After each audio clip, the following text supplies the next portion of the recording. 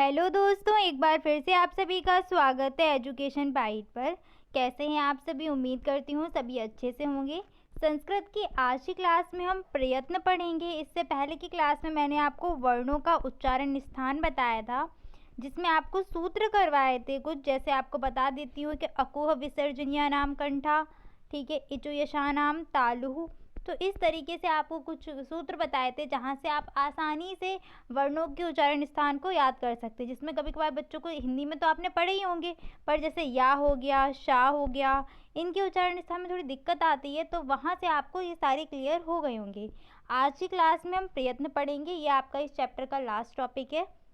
तो चलिए स्टार्ट करते हैं। प्रयत्न क्या होते हैं? प्रयत्न को अगर प्रयत्न का पर्यायवाची आपसे पूछा जाए या प्रयत्न की हिंदी पूछी जाए तो प्रयत्न का मतलब क्या है? प्रयास करना या कोशिश करना। यानी कि जब हम किसी वर्ण का उच्चारण करते हैं तो उस वर्ण को बोलने के लिए हम कुछ न कुछ कोशिश करते हैं। वो आंतरिक रूप से भी कोशिश होती है, बाह्य रूप से भी कोशिश होती है। तो बस वर्ण की उत्पत्ति के समय वक्ता को जो आंतरिक और बाह्य प्रयास या कोशिश करनी पड़ती है, उसी को क्या बोला जाता है? प्रयत्न बोला जाता है। और इन प्रयत्न को या इन कोशिशों को दो भागों में बांटा गया है। पहला क्या है? आपका आभ्यंतर प्रयत्न, और दूसरे होते हैं आपके बाह्य प्रयत्न। आभ्यंतर यानी कि अंदर की तरफ से, बाह्य तो आपका लगा यानी कि बाहर की ओर। यानी कि जब हम वर्ण बोलते हैं तो वर्ण की एक तो उत्पत्ति होती है, यानी कि जब उसका उच्चारण कर रहे हैं उस टाइम पे जो प्रयत्न करना पड़ रहा है वो आपका आ जाएगा आभ्यंतर प्रयत्न में, जो अंदर से आ रहा है। और जब वर्ण का उच्चारण हो जाएगा यानी कि उसकी उत्पत्ति हो जाएगी, तब उसको बोलने के लिए जो बाहर से प्रयास करेंगे वो होता है आपका बाह्य प्रयत्न। तो देखिए इसको आगे अच्छे से समझते हैं। पहला आभ्यंतर प्रयत्न क्या होता है? तो वर्ण की उत्पत्ति के समय, यानी कि जब वर्ण की उत्पत्ति हो रही है अंदर से, उस समय मुख के भीतर जो प्रयत्न या प्रयास किए जाते हैं उनको ही हम बोलते हैं आभ्यंतर प्रयत्न। आपका क्वेश्चन क्या बनेगा? आभ्यंतर प्रयत्न की संख्या कितनी है या इनके प्रकार कितने होते हैं?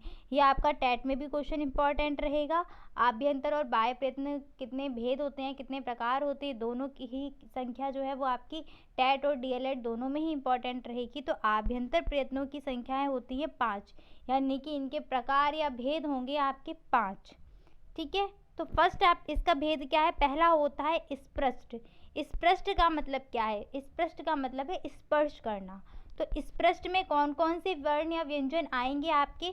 तो यहाँ पर ये सूत्र लिखे हुए हैं रेड कलर से, और ब्लू पेन से आपके लिखे हुए हैं जो जो इसमें वर्ण आने हैं। तो देख लीजिए एक बार सूत्र भी आपको, सूत्र वैसे आपका पूछा नहीं जाएगा, पर सूत्र से क्या आसान हो जाती है। संस्कृत में बहुत सी चीज़ें क्या है सूत्र के जरिए आप समझेंगे। जैसे मैथ्स में नहीं होता ना, फॉर्मूला पढ़ते हैं क्वेश्चन एकदम निकल के आ जाता है, सेम वैसे यहाँ पर है। जब आप सूत्र को समझ लेंगे, जैसे अभी आप संधियाँ पढ़ेंगे, अकहा सवर्णे दीर्घा, यानी कि अक प्रत्याहार में जितने भी वर्ण आएंगे और उनका सवर्ण आने पर दीर्घ हो जाता है, यानी सूत्र से क्या है वो चीज़ आसान हो जाती है समझने में।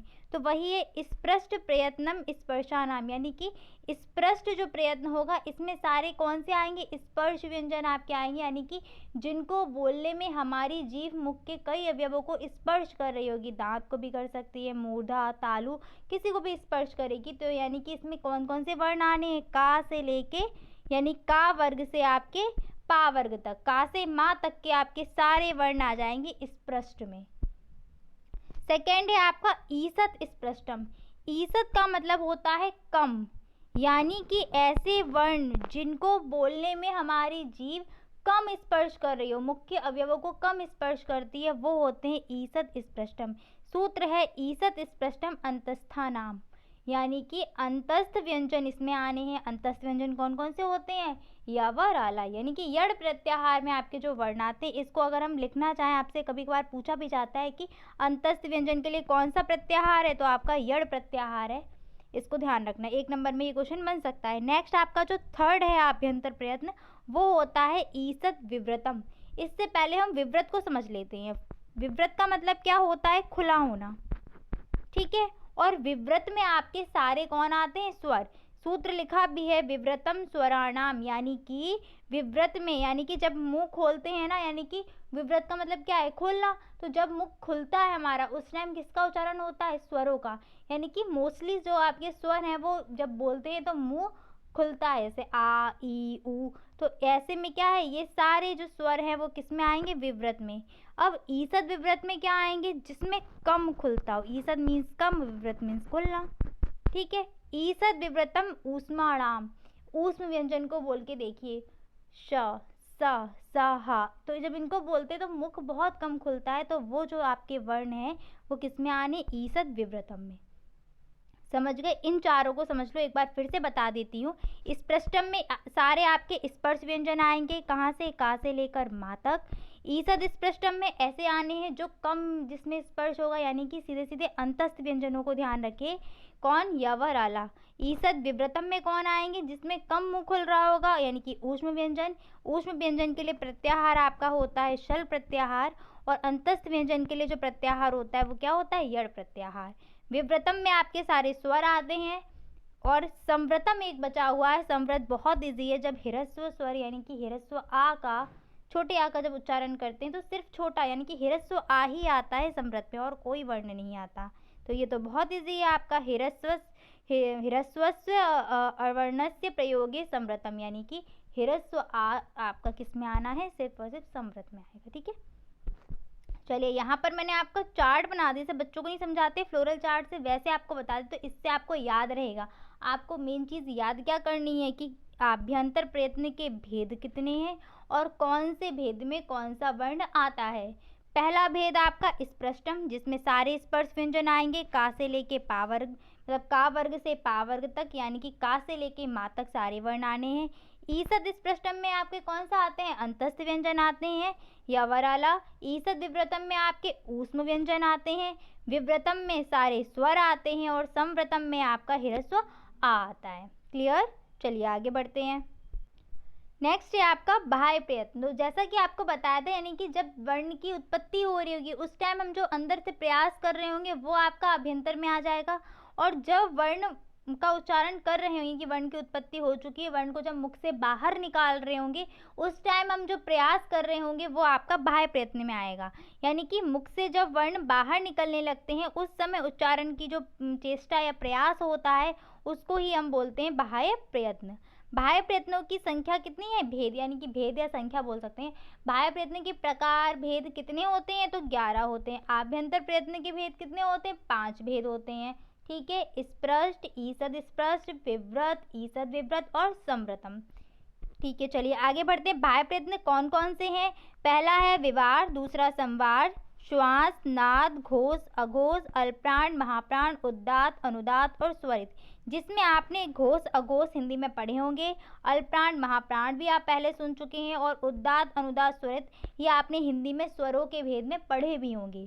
ठीक है, मतलब बोलने में जो हम प्रयास करते हैं उसके आधार पर स्वरों को बांटा गया है, वो 3 भाग हैं, उद्दात, अनुदात और स्वरित। जैसे कि काल या समय के अनुसार कितने थे, ह्रस्व, दीर्घ और प्लुत, वैसे यहाँ पर बोलने के आधार पर इनको बांटा गया है। ठीक है, चलिए आगे बढ़ते हैं। अब सेम आपको यहाँ पर भी वही पढ़ना है कि इनमें कौन कौन से वर्ण आते हैं, बाकी कोई क्वेश्चन आपसे नहीं पूछा जाएगा, और खासकर ये घोष अघोष अल्पप्राण महाप्राण आपके बहुत ही इंपॉर्टेंट है। सीधे सीधे इनसे आपका क्वेश्चन पूछा जाएगा कि निम्नलिखित में से कौन सा व्यंजन अल्प प्राण है, या कौन सा व्यंजन महाप्राण और अघोष है या सघोष है, ये आपसे पूछा जा सकता है। तो देख लीजिए अब इनको पढ़ना कैसे है। तो ये बाह्य प्रयत्न जो आपके दिए हैं इनको इस तरीके से पढ़ेंगे। जो मैंने आपको वर्णमाला पढ़ाई थी उसमें आपको प्रत्याहार बताए दिए थे, तो आपको दिक्कत नहीं होनी चाहिए। जैसे मैं अक प्रत्याहार को लेके बता देती हूँ आपको एक बार। अगर हम अक प्रत्याहार लेंगे तो पहला सूत्र क्या था, अ ई उ ड़ा, रिरी लिरी, ये लिरी बना हुआ है, और ये का, यानी कि अक प्रत्याहार आ से लेके का तक के वर्ण आएंगे इसमें, वो भी कौन से, जो इत संज्ञक यानी कि हलंत वाले नहीं होंगे वही आएंगे, हलंत वाले होंगे उनको तो हटा दिया जाएगा। तो कौन कौन से आएंगे अक प्रत्याहार में, आ ई उ और रिरी लिरी। ठीक है, तो वैसे ही अब हम पढ़ते हैं विवार, श्वास, अघोष, इन तीनों में, ये तीनों ही बाह्य प्रयत्न है, और इन तीनों में आपके क्या आते हैं, खर प्रत्याहार आता है। ठीक है, खफ छठा जब ये आपका दिया था ना, वहीं से आपका उठाएंगे खा से लेकर, और रा जो आपका लास्ट में दिया होगा, खर प्रत्याहार के बीच में जितने भी वर्ण आएंगे वो सारे आपके विवार होते हैं, श्वास और अघोष में आते हैं। नेक्स्ट बात करेंगे संवार, नाद और घोष की। तो संवार, नाद और घोष में आपका आता है हर्ष प्रत्याहार। विवार, श्वास और अघोष में आएगा खर प्रत्याहार। संवार, नाद और घोष में आपका आता है हर्ष प्रत्याहार। नेक्स्ट आगे बढ़ते हैं अल्प प्राण और महाप्राण में। तो अल्प प्राण में आपके वर्ग के पहले, तीसरे और पांचवे यानी कि 135 याद रखिएगा। अल्प प्राण में आपका वर्ग कौन से? का वर्ग। ठीक है, तो का वर्ग में क्या? का, ख, गा।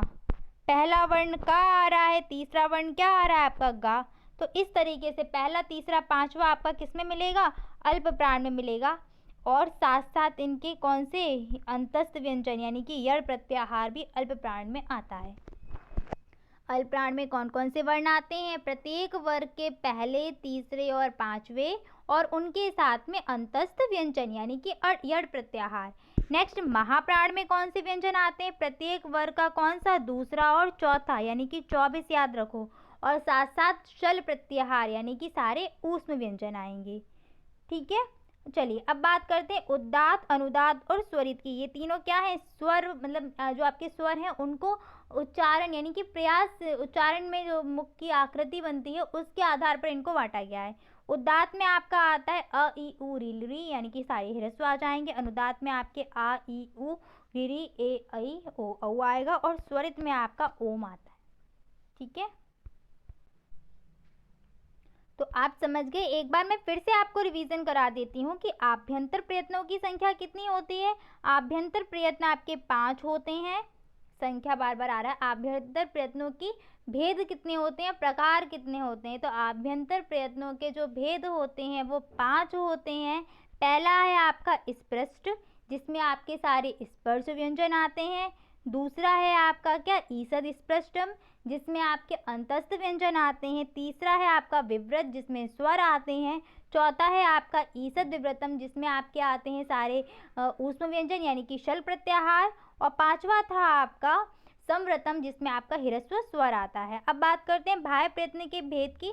तो बाह्य प्रयत्न के भेद आपके 11 होते हैं, जिसमें आपके 11 लिखे हुए हैं। विवार, संवार, श्वास, नाद, घोष, अघोष, अल्पप्राण, महाप्राण, अनुदात्त, उदात्त और स्वरित। ये 11 आपके बाह्य प्रयत्न है। किसमें कौन सा वर्ण आना है वो आपको बता दिया है।